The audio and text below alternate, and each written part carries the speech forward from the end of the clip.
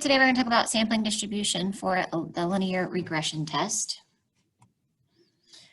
So introduction, when a scatter plot shows a linear relationship between a quantitative explanatory variable x and a quantitative response variable y, we can use the least squares regression line fitted to the data to predict y for a given value of x.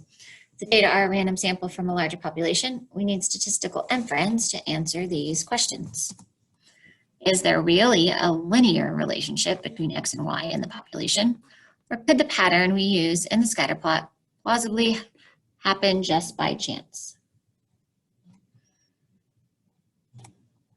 And in the population, how much will the predicted value of y change for each increase of 1 unit in x? And what's the margin of error for this estimate?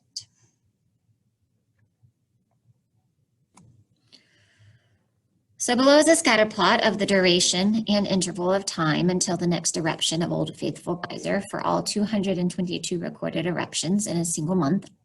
The least squares regression line for this population of data has been added to the graph.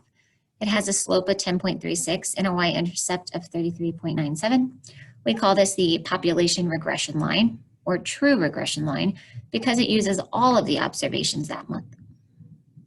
So suppose we take an SRS of 20 eruptions from the population and calculate the least squares regression line, y hat equals a plus bx for the sample data. How does the slope of the sample regression line, also called the estimated regression line, relate to the slope of the population regression line?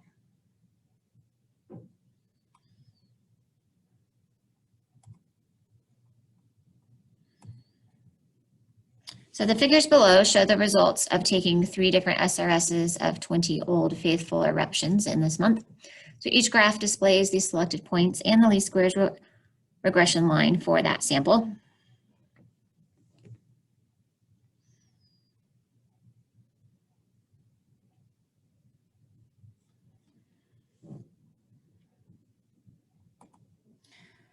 So what do we notice? We notice that the slopes of the sample regression lines, 10.2, 7.7, 9.5, they vary quite a bit from the slope of the population regression line, which was 10.36. Notice the pattern of variation in the slope is described by its sampling distribution. So the slope does vary, it does change from sample to sample.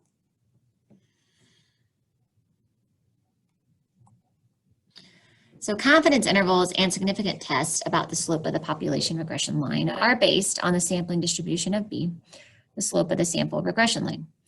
Fathom software was used to simulate choosing 1,000 simple random samples of size 20 from the Old Faithful data, each time calculating the equation of the least squares regression line for the sample. The values of the slope B for the 1,000 sample regression lines are plotted. Describe the approximate sampling distribution of B. So if we notice the shape is roughly symmetric and it definitely is unimodal. A normal probability plot of these sample regression line slopes suggests that the approximate sampling distribution of B is close to normal. So approximately normal is the shape. The center, notice the mean of the 1,000 B values is 10.32. And this value is actually quite close to the true slope of the population regression line, which is 10.36. The spread, the standard deviation of the 1,000 B values, slope values, is 1.31. And later we will see that the standard deviation of the sampling distribution of little b is actually 1.3. So notice standard deviation, very much the same, mean very much the same, shape approximately normal.